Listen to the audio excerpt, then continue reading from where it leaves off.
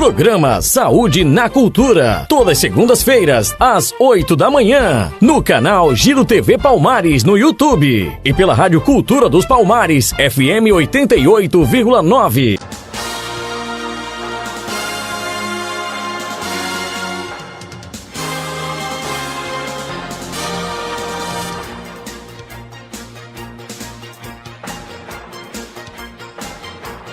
Agora são 8 horas e 20 minutos. Muito bom dia para você que está acompanhando a programação da sua Cultura FM. Decidimos aí com o compadre Marcolino, passando agora com o Alberto Passos e o Ricardo Alexandre, trazendo as informações, né? E encerrando aí, a gente começa com o Saúde na Cultura, com a participação e apresentação do médico cardiologista titulado pela Sociedade Brasileira de Cardiologia, Associação Médica Brasileira, residência médica em Medicina Interna Clínica Médica no Hospital Barão de Lucena, pós-graduado em Medicina do Trabalho pela Universidade Federal de Pernambuco, em Cardiologia pela Universidade de Minas Gerais, participou de curso de graduação em Endocrinologia e Geriatria pela Universidade de Sá de Sá, é médico do trabalho e realiza perícias para aposentadoria dentro do trabalho. Também é médico sanitarista concursado, diretor clínico do Grupo Policlínica e Diagnose Médica. Atua como perito da Justiça do Trabalho, faz o ecocardiograma, o eletrocardiograma digital, teste ergométrico, holter para arritmias, mapa para investigação de hipertensão, esperiometria para as efizema pulmonar, entre outros exames. Bom dia, doutor Dilson Assunção. Bom dia, grande Mávio Alves. Bom dia, público ouvinte da Cultura dos Palmares. Bom dia a você que às segundas-feiras não sai sem ouvir Dilson Assunção e Mávio Alves. Doutor, vamos começar falando sobre um assunto que está no Brasil inteiro, que é a violência, né? Que se espalha aí atualmente sobre o Brasil, em diferentes autoridades que estão nem aí, aparentemente. As modalidades de crime que mais preocupa é o chamado o novo cangaço, que vem infernizando aí cidades de pequeno porte.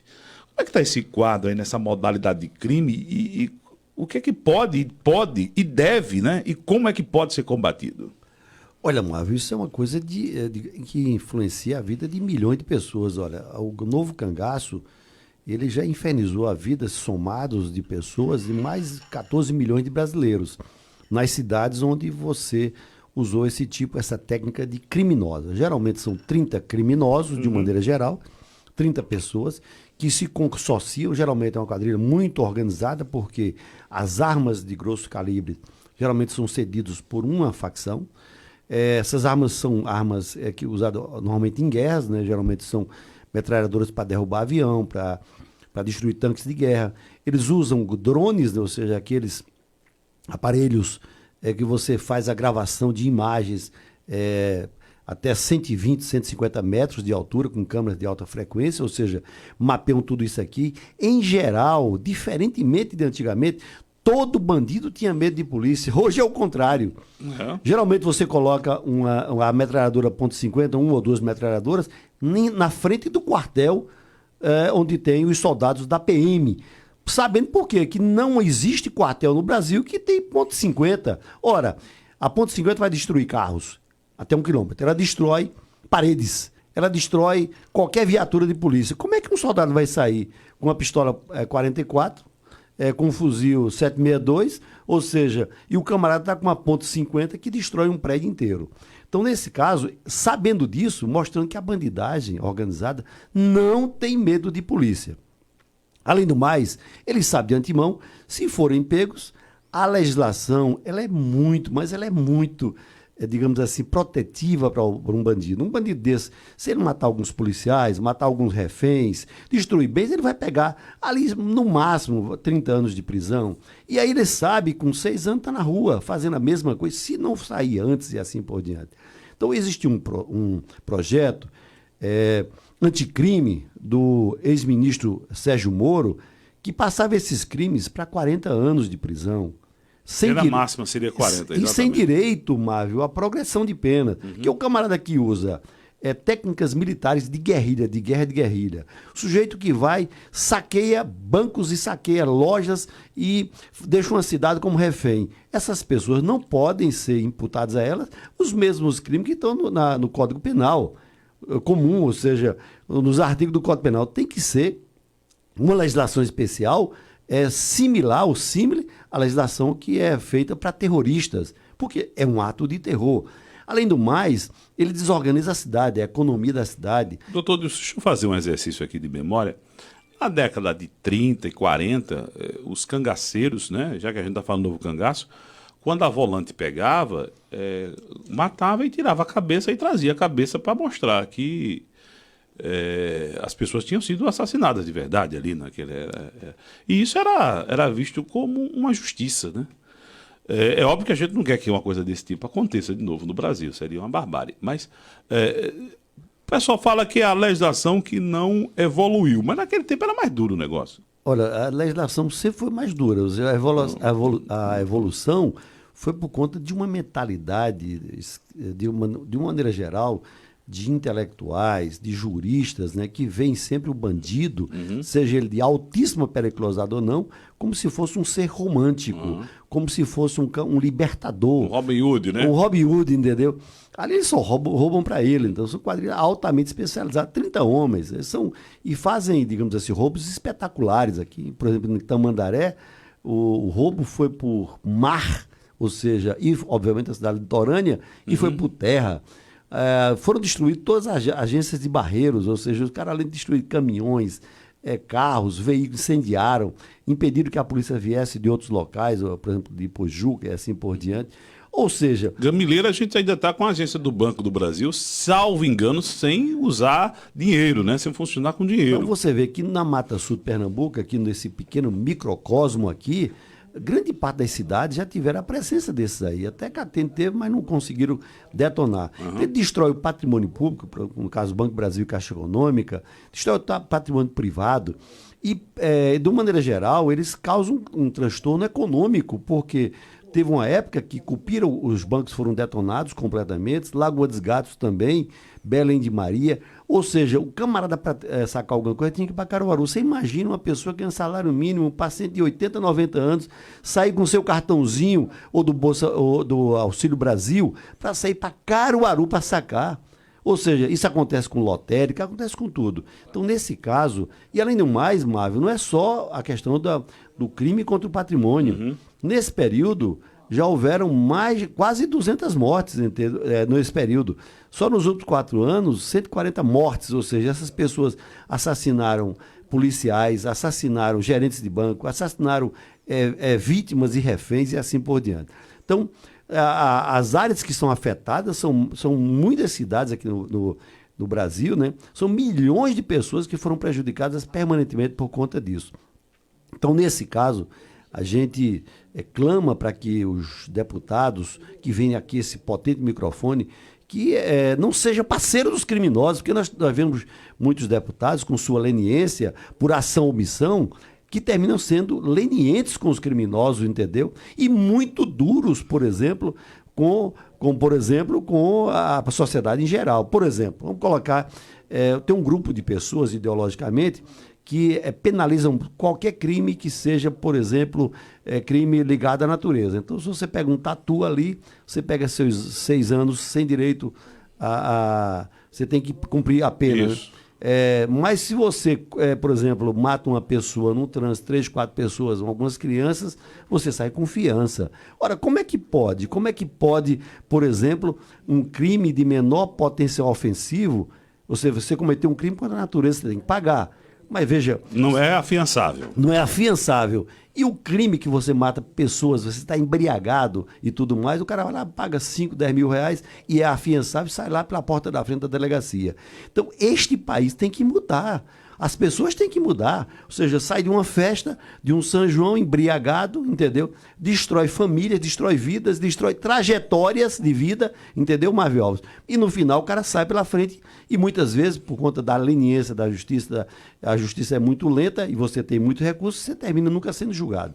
Então, esse mesmo legislador, que geralmente ideológico, que tem uma preocupação fóbica para proteger a natureza, ele não tem para proteger o patrimônio maior da humanidade, que é a vida humana, entendeu? É como se a vida humana não tivesse absolutamente... Você sai com um carro, mata 4 pessoas, atropeladas, embriagado, às vezes furando sinal vermelho, aí pagou a fiança e vai para casa. Você sai com esse mesmo carro, sem estar embriagado, um tatu-bola se atravessa na frente do carro, você mata o tatu-bola e for preso... Você não tem fiança. Não tem fiança, exatamente, não tem É um fiança. negócio maluco, né? Então, nesse caso, a legislação desse Brasil, entendeu? Por conta de um ponto ideológico, antigamente a legislação é ligada aos greco-romanos, a legislação alemã, ou seja, tudo que a gente tem na vida foi testado no passado. Por isso que o conservadorismo, ele se baseia num passado hegemônico, num passado de glória, num passado das coisas que deram certo, entendeu? E projeta isso para o futuro, entendeu? Aí você tem as legislações do mundo todo, obviamente, com o tempo, você tem que humanizar a legislação, mas humanizar apenas para os criminosos, entendeu? Você veja, a Elisa Matsunaga, essa era o nome dessa moça, ela matou um dos homens mais ricos do Brasil, dono de fábricas de temperos e tudo mais, né? Um Nisei, da Yoki, né? Um japonesinho, né? Descendente, um Nisei, né? Matou o sujeito. Ela comprou premeditou, ela comprou uma serra elétrica, uma serra que a gente usa para cortar madeira. Ela serrou o camarada, ou seja, que serrou os joelhos, os tornozelos, colocou em 2 malas, né? Matou o sujeito, foi apenada, confessou o crime, até porque ela foi gravado, ela saindo do edifício. E com a confissão você tem um atenuante, né? Você diminui. Ela passou 10 anos, homem, está solta agora. Inclusive, ela está procurando alguém para casar, Ricardo. 10 anos, veja só, eu não estou disponível, nem Mário, né? Será que o Poderoso estaria disponível para a Elisa Matsunaga? Eu sou bem casado agora. Né? Entendeu? A outra matou os pais, né? Um psiquiatra, a mãe era psiquiatra, o pai era um dos engenheiros mais famosos de São Paulo, né? Ou seja, tinha um altíssimo padrão, era doutoranda da PUC, ou seja, fazia direito na Universidade de São Paulo, tá certo? Ou seja, morava numa mansão cinematográfica, aí foi convencida, segundo ela, por uma pessoa, por um namorado que ela amava, de matar os pais para antecipar a herança, o recebimento da herança.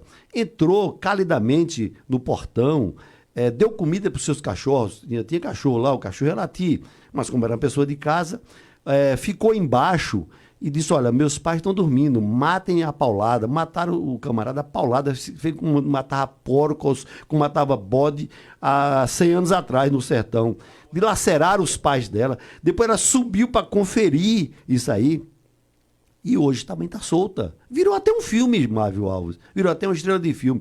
Ora, uma pessoa que mata os pais, entendeu? Dessa forma, entendeu? Ela teria em qualquer país do mundo prisão perpétua, no mínimo, porque um ser desse não pode... Cadeira elétrica não, né? Injeção letal, porque o Estado não pode gastar. Você sabe, meu amigo, quanto é que se gasta com prisioneiro aqui no país? Com a estrutura, com 5 refeições, guardas que são pagos muito mais do que você recebe como salário mínimo. Quanto é que se paga, em média? Quase R$5.000 em alguns presídios, ou até nos presídios federais até mais. Ou seja, o cara gasta uma pequena fortuna, é muito mais do que você, 5 vezes o que um trabalhador ganha para manter uma fera humana dessa, e você passivamente acha que isso é correto, que uma pessoa que mata os pais dessa maneira, premedita, entendeu? Com todo o requinte e crueldade, deve voltar a conviver com seres humanos.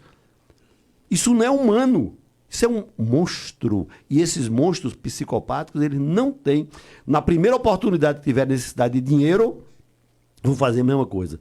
Então, eu seleciono meus deputados, meus senadores, meus governadores, nesses preceitos.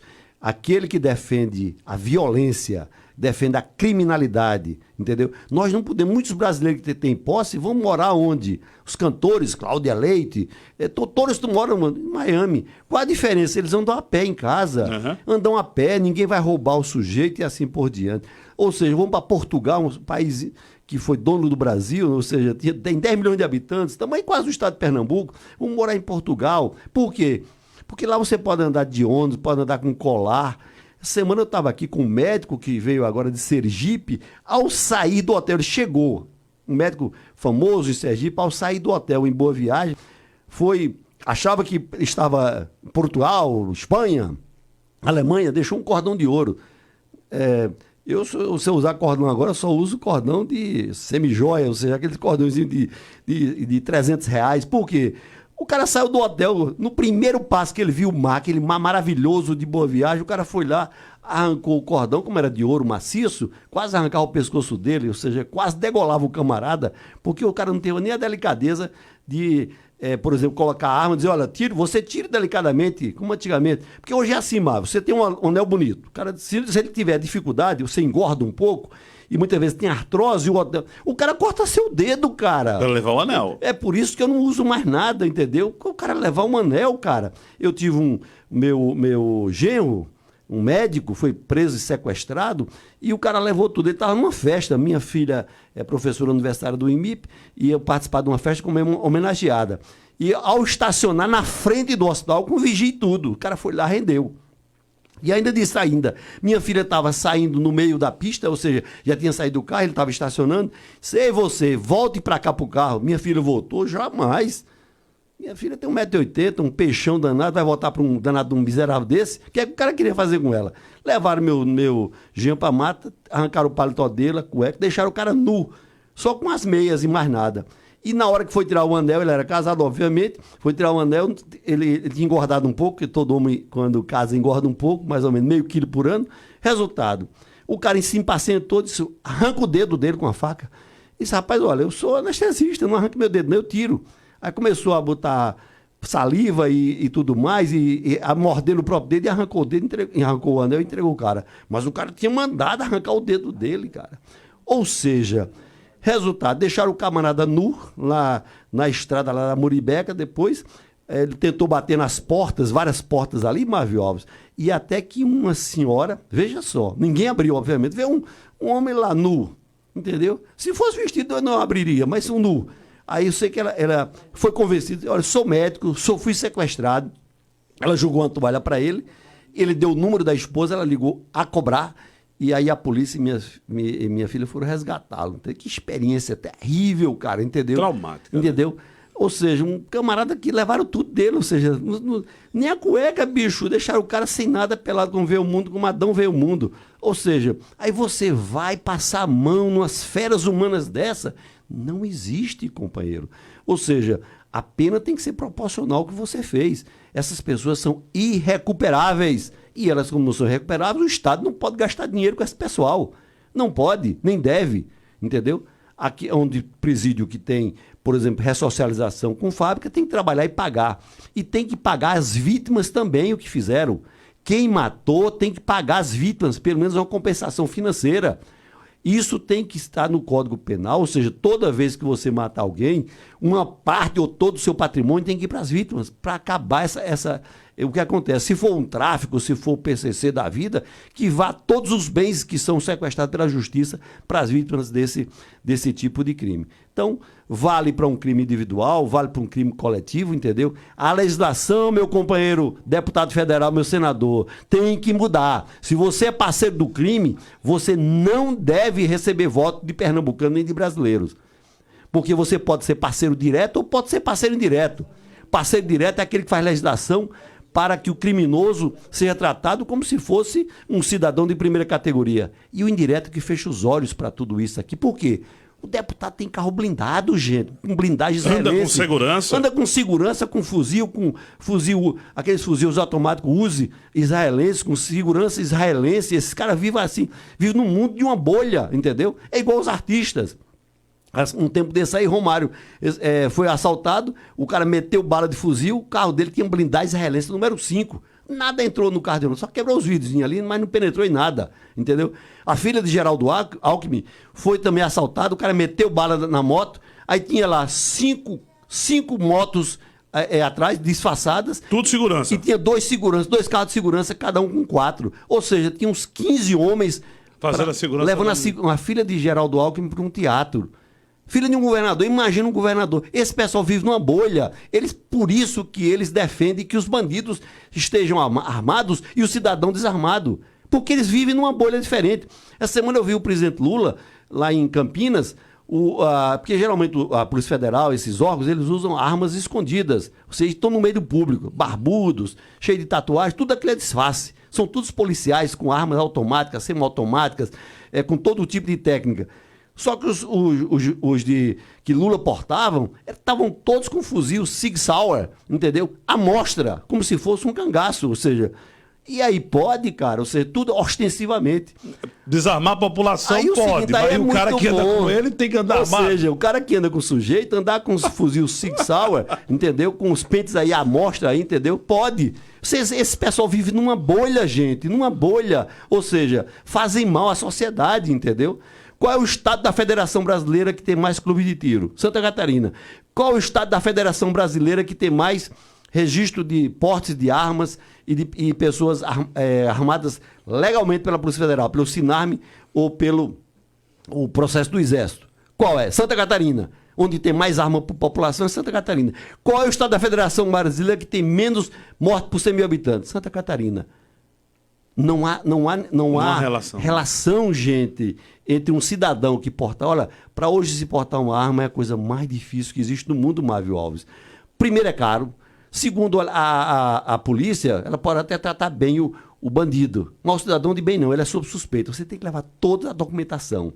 Você não pode se envolver durante o tempo que você tem aquela arma numa briga de bar.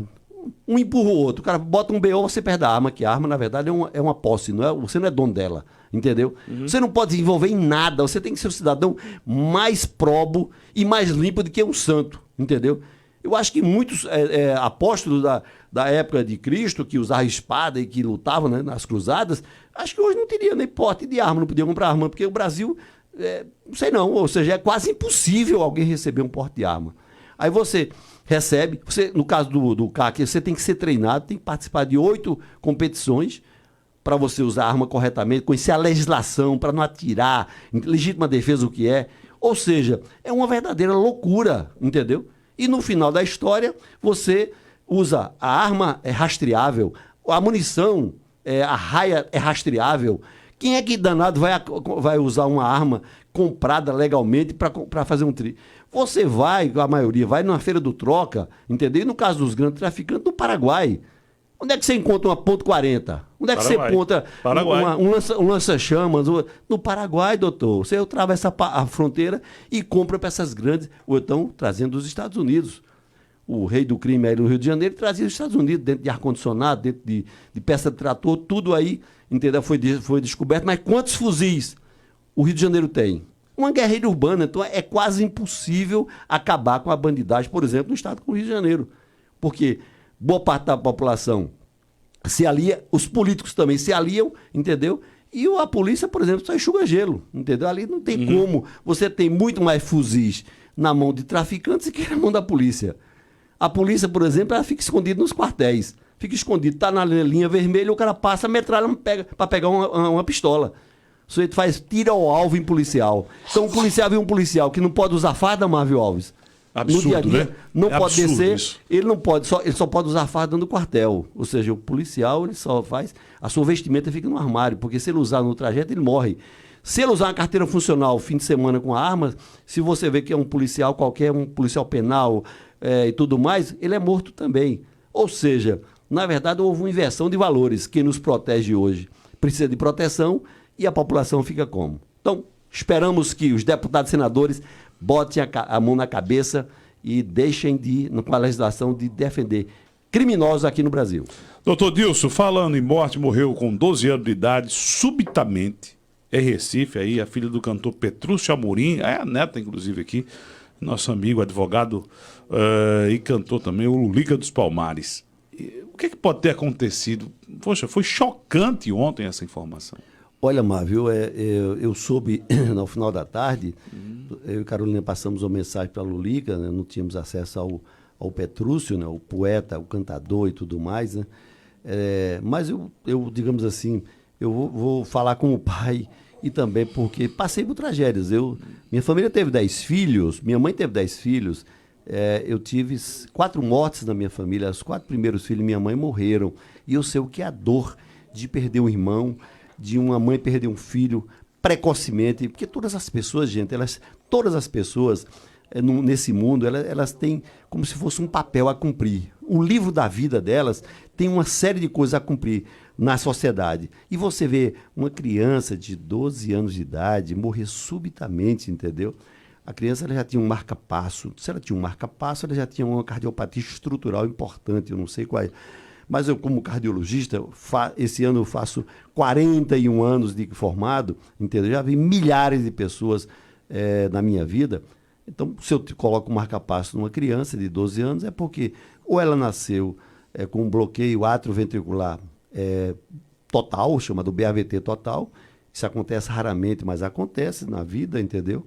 Ou então eu nasci com uma doença congênita, uma cardiopatia congênita, o cirurgião teve que fazer alguma manipulação no coração, e aí o feixe de His, que são os nervinhos que inervam o nosso coração, foram danificados e ele teve que colocar um marca-passo. Então, não sei qual, se vai para necrópsia, eu não sei como é que vai ser, mas eu posso antever que isso aconteceu provavelmente por uma arritmia. Nós temos vários tipos de marca-passo. O marca-passo comum tem 2 fios, ele apenas controla o ritmo, mas ele não é um marca-passo, o que 2 fios, por exemplo, que descarrega choque quando você tem arritmias fatais.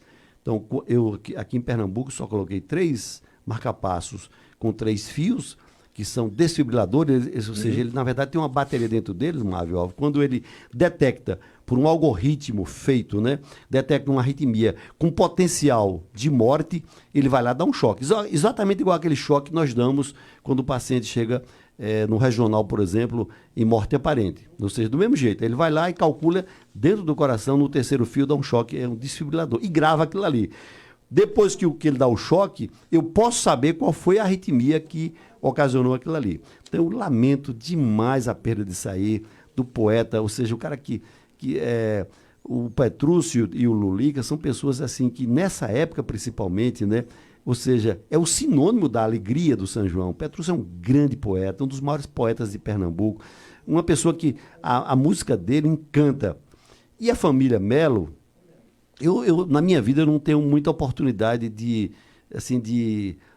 querer absorver coisas boas das pessoas, entendeu? Ou seja, mas eu tenho uma certa inveja da família Melo aqui. Ou seja, são pessoas muito sensíveis. Vejam só, eu gosto de pessoas que são múltiplos. A família é toda artista. Você vê o Ivan Melo é um poeta, mas também é um maestro. É um saxofonista de primeira, mas é um advogado de primeira, é um professor de primeira. Lulica, um dos advogados criminalistas mais importantes do estado de Pernambuco e do país. Ao mesmo tempo, é cantor, é compositor, tem uma sensibilidade humana. Ou seja, tudo que eu queria ser na vida seria a possibilidade de cantar, de encantar, cantar e encantar. Ou seja, aí eu sei qual é a dor que essa família está sentindo, entendeu? Porque eu já senti essas dores na minha família várias e várias vezes. Então eu posso antever, eu posso ver como é que o coração está sangrando. Dizer apenas a Lulica que não há palavras nesse mundo, a não ser a poesia.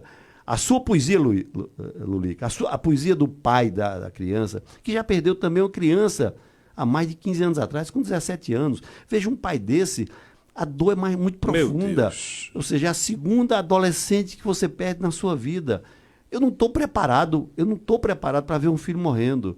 Eu quero que meus filhos me conduzam ao eterno. Eu quero que meus filhos, meus amigos, me conduzam ao eterno. Mas eu não estou preparado para ver um filho morto, entendeu? Tão precocemente. Então, meu coração chora. Desde ontem estou muito triste. Eu não gosto de festa, não tenho ido à festa. E no caso desse eu não iria em nenhuma hipótese, tá certo? Então eu estou consternado, arrasado com tudo isso acontecer, principalmente com o príncipe da poesia de Pernambuco, com Petrúcio Amorim e sua família, a família aqui, Melo, a família de Lulica aqui. Então, posso dizer, Lulica, eu quero abraçar você pessoalmente e dividir a dor com você, é a única coisa. Mas eu te digo que a única coisa que aplaca, que reduz a dor, além da religião, além de crer que essa criança está num plano muito melhor do que está nesse mundo de meu Deus, é a poesia. Transforme toda essa dor numa poesia, entendeu? Todas essas lágrimas numa poesia edificante, tanto para o pai quanto você. Um abraço fraterno de quem admira pessoalmente toda a sua família, você particularmente. E que Deus tenha num lugar bastante lindo, florido, como é o Jardim do Éden. 8 horas e 50 minutos. Minha gente, olha, quem faz ecocardiograma com o Dr. Dilson Assunção recebe gratuitamente o eletro. Você faz o card, o ecocardiograma e recebe o eletro e economiza R$ 200. Quem realizar exames de sangue com valores acima de R$ 100 recebe gratuitamente sumário de urina e parasitológico de fezes. Só o laboratório da Policlínica pode fazer promoção desse porte, pois tem 5 unidades em Pernambuco e 2 em Alagoas. Ligue 36610012 e o 996730635. Doutor Dilson, mudando aqui de assunto, é uma polêmica envolvendo aí o cantor Gustavo Lima, não é? E quem é que tem razão aí? É o Gustavo Lima, o Ministério Público ou o contratante? Olha, é um assunto que eu realmente entendo. Fui gestor público muito tempo, ou seja, tenho a possibilidade de contratar, conheço de cabo a rabo a Lei 8666 de 88, a Lei das Licitações, né? E tudo, o Estatuto das Licitações do Brasil. Então, veja o que acontece. Então, muita gente tem essa grande polêmica. O Brasil está muito dividido, né, entre segmentos ideológicos, né? E, obviamente, as pessoas da esquerda identificaram os cantores sertanejos como se fossem as bestas feras do mundo. E não são. São profissionais, gente, que vivem disso. Como aqui no São João de Caruaru. Estava lá a Claudinha Leite, estava lá a Elba Ramalho. Essas pessoas vivem encantando as pessoas, entendeu? Elas não têm culpa absolutamente nada. Então tem 2 tipos de contratação que o Brasil faz para seus artistas, tá certo? Um é por licitação. Então todo mundo sabe que os prefeitos contratam para suas festas de emancipação, para suas festas do Dia das Mulheres, para suas festas natalinas. Isso é cultura. E pagam por isso aí. Ou seja, há uma licitação, você apresenta as 3 últimas notas dos seus shows, seus valores, e aí se contrata através de uma empresa, aquilo ali, tá certo? E o que é que acontece? O contratante, ele não tem nada a ver com a prefeitura, ou seja, ele foi contratado, o escritório dele, ele só é dito a ele o seguinte: olha, tu vai te apresentar tal dia, tal hora, em tal cidade. Então, Gustavo Lima é uma vítima disso aí. É uma vítima do sistema, é uma vítima dessa divisão ideológica. Então, uma coisa é você contratar um artista. Então, daqui a pouco eu vou questionar porque Petrolina contratou os forrozeiros, contratou uma banda, Garanhuns vai fazer o Festival de Inverno, vai contratar centenas de pessoas. São Paulo fez agora a virada cultural com 300 shows em 24 horas. Você imagina quanto é que fica 300 shows. Entendeu? Ludmilla, esses cantores famosos, Anitta e tudo mais. Ou seja, esse Caetano Veloso, esse pessoal tem um preço, entendeu? Eles têm carisma, eles têm história, eles devem ser pagos de acordo com a média dos seus shows, entendeu? Então, nesse caso, você me contrata e eu presto um serviço e recebo por aquilo ali. Diferentemente da outro tipo de contratação, onde eu não pago o meu imposto de renda, eu não pago o imposto que deveria ser dividido com toda a sociedade, entendeu? E aí o que é que eu faço? Eu uso a Lei Rouanet para estimular a cultura e aí escolho um artista para patrocinar. Só que essa lei foi feita para patrocinar principalmente artistas iniciantes que não precisavam. Eu me lembro que eu assisti um show de Roberto Carlos há muitos anos atrás, lá em Caruaru e em Recife, que era patrocinado, obviamente, pelo Banco Itaú, pela Nestlé, e ele tinha captado 5 milhões de reais para os shows dele. Ora, não precisa, ele vai ter ingresso, bilheteria, tem os ingressos acabavam em muito pouco tempo, ou seja, nesse caso, não vai se usar a Lei Rouanet para patrocinar um cantor que tem renda. Vai patrocinar o quê? Um teatrólogo que está começando numa peça, ou seja, está começando a encantar, um cantor que tem pouco público, mas que precisaria fazer um disco e tudo mais. Só que esse dinheiro, esses bilhões de reais, iam para um pequeno grupo seleto. Ou seja, eu me lembro que uma das cantoras que eu mais amo nesse mundo, uma das cantoras que eu mais adoro, que eu ouço praticamente todo dia, é Maria Bethânia. Mas Bethânia fez um projeto que ela sonhava fazer poesias, declamar poesia do meu poeta predileto, Fernando Pessoa, maior poeta português, entendeu? Um dos maiores do mundo. E aí o seguinte, o projeto ela tinha que captou 2 milhões. Ora, 2 milhões de reais para fazer uma declamação de poesia de um grande poeta português, eu acho muito. Por quê? Porque, veja, o show é pago. O show é pago. Todo mundo ia para lá pagar. pagando. Ou seja, ela é uma estrela. E caro. Ela é uma estrela das estrelas, uma das vozes mais lindas, mais quentes, mais amorosas, mais sensuais que existe no mundo. Não precisava disso. Esses 2 milhões deveriam ir. Primeiro também foi um valor excessivo para a época, e faz vários anos isso aí, foi um valor excessivo para a época, entendeu? E assim por diante. Não, ou seja, e outra coisa, esse dinheiro iria para quê? Iria para todos os brasileiros, porque como é do imposto de renda, ele vai para os municípios, uma fatia desse dinheiro, entendeu, Mavel? Ele vai para a saúde, para a educação, para todas as coisas, todas as demandas sociais que um país tem. Então, você renunciar a um valor desse para uma pessoa que tem posses, isso não é correto, ideologicamente, e do ponto de vista funcional, tá certo? Então quando um prefeito contrata para uma festa, entendeu? Ele está contratando porque a cultura tem um percentual de 1% do valor da sua arrecadação e o povo não pode viver só trabalhando feito escravo, ele precisa ter cultura também. Que seja uma festa, seja um teatro popular com mamulengo, que seja, por exemplo, um festival de bandas, tudo isso é cultura, o país precisa. Ou seja, nossa identidade cultural, ela depende dessas expressões maravilhosas que existem aí. Então, estão fazendo com o Gustavo Lima um crime. Gustavo Lima não tem culpa disso, ele é um cantor, outra coisa. Não, porque ele é rico. Sim, que você vai querer o quê? Alguém diz que Roberto Carlos é um dos homens mais ricos do país, que tem uma das maiores construtoras do país, tem os maiores edifícios do país, a RC Produção. Por quê? Por que só questiona Gustavo Lima? Porque ele agora é o Beelzebub da cultura brasileira. Então ele é um brasileiro que saiu do nada, que cresceu, que todo mundo tem que olhar para ele aqui e dizer, eu quero ser igual, eu quero trabalhar como Gustavo Lima, sábado, domingo, feriado, dia santo, não ter férias, não ter intimidade, não pode ir para um shopping, entendeu? Todos os cantores, Ivete Sangalo, todos esses cantores têm patrimônio incomensurável, entendeu? Mas trabalharam muito. Essa que morreu aqui no avião, a Marília Mendonça, carreira curtíssima, tinha um patrimônio de 500 milhões.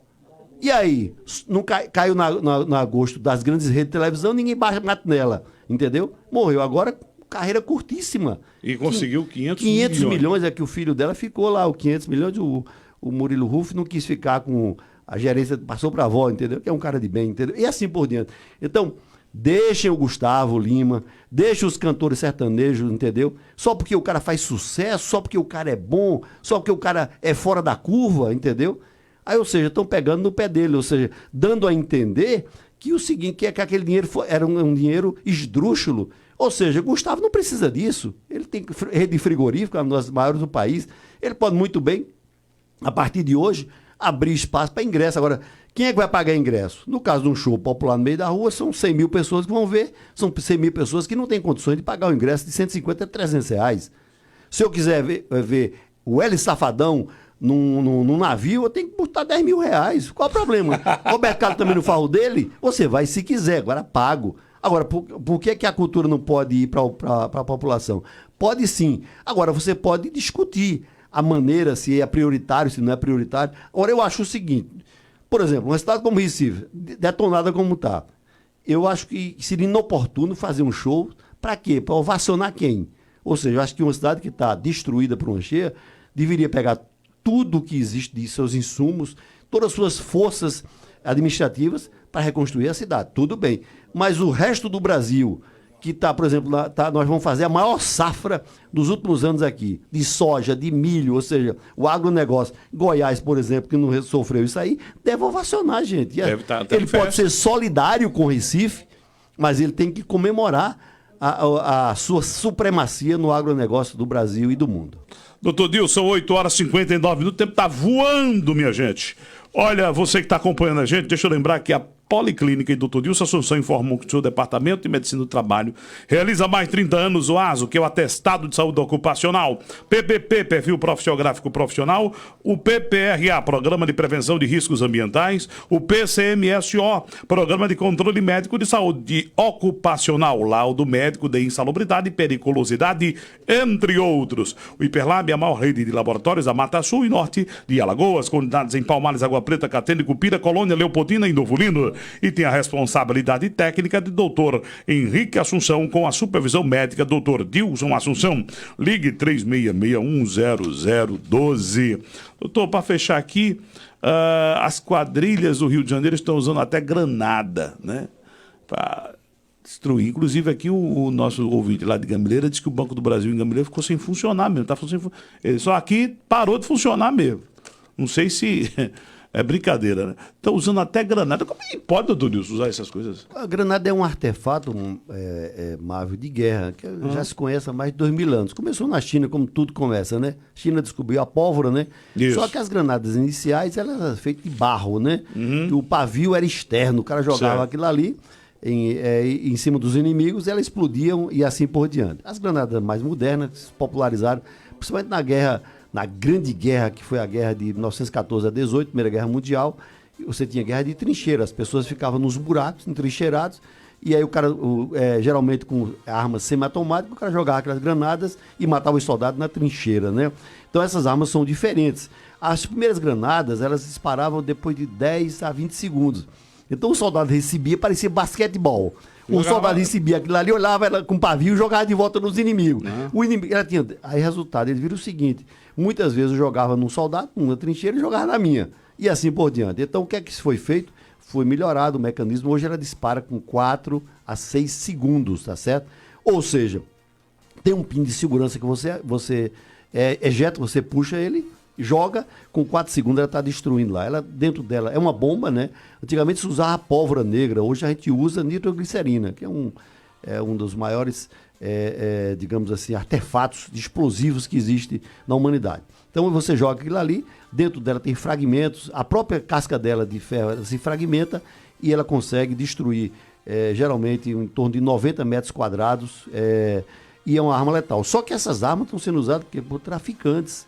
Nesses cangaços, por exemplo, todos os camaradas usam 1, 2, 3 granadas, entendeu? E assim por diante. Então, o policial comum, ele só usa, antigamente era um revólver velho, 38, um 38, e agora é uma .40, que dificilmente eu vejo um policial com um carregador extra, ou seja, com bumper, ou seja, geralmente são 17 tiros, se a polícia der, ou seja, o bandido, ele usa vários bumpers ali. As armas têm 20 tiros com alongadores, hoje tem pistola que até 30 tiros, e eles levam lá 10, 15 carregadores, então é difícil, cara. O cara usa uma granada. Ela pode ser jogada na mão, obviamente, né? Ela também pode ser jogada com algumas armas, com alguns fuzis especiais, ou seja, o cara está a 100 metros, eu vou lá, coloco no meu fuzil, na minha 12, e jogo uma granada. A granada também pode ser também, que a polícia usa para gás. Usa uma granada de gás, de efeito moral, usa também aquela explosiva de efeito moral e assim por diante. Mas a granada que eu estou falando é essa a que os traficantes que estão usando aí. Estão usando aí que são armas de guerra, entendeu? Que estão usando no dia a dia. Nessa incursão que morreram 23 bandidos lá no Rio de Janeiro, tinham várias granadas, entendeu? A polícia não tinha nenhuma. Claro que a polícia tem hegemonia, tinha um helicóptero blindado, os caras tiravam no helicóptero, no fundo do helicóptero, blindagem israelense, e o sniper, lá com um fuzil lá balístico, né, com mira holográfica, atirava no sujeito também ali embaixo e terminou abatendo 23 traficantes, entendeu? E tomando seus fuzis. Agora, claro que o traficante ele não tem um drone especial, ele não tem um helicóptero completamente blindado, ele não tem essas armas, ele vai de AK-47, de HK, vai de FAL e assim por diante. Então, nesse caso, gente, até granada, se você encontrar aí que parece uma pera, o nome diz, é um nome que já diz, ela parece uma romã. Na verdade, granada em inglês chama-se romã. Ela é exatamente igual a romã, ela parece uma perazinha. Mas quando você puxa aquele pino de segurança, sai de perto, porque 90 metros quadrados, ou seja, uma casinha de 90 metros vai embaixo com uma única granada. Então, vamos lá. Gente, apertar aí com o seu deputado federal, com o senador que você vai escolher, para mudar a lei, né? Não tem outro jeito. Doutor Nilson, até segunda-feira, se Deus quiser, mas hoje é a segunda-feira toda aqui em Palmares, atendendo lá na Policlínica, no seu consultório, não é isso? A nossa frase? Com certeza, Marva. A frase vai para a Lolica, para Petrúcio Amorim, para sua família. Poesia que cura nossa alma. A morte é muito mais forte do que a vida, mas o amor é muito mais forte do que a morte, pois torna tudo que é passageiro em eterno. Ou seja, Lolica, tudo que é passageiro nessa vida, só o amor torna eterno.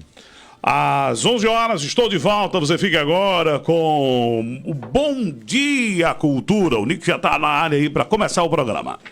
Programa Saúde na Cultura. Todas segundas-feiras, às 8 da manhã. No canal Giro TV Palmares, no YouTube. E pela Rádio Cultura dos Palmares, FM 88,9.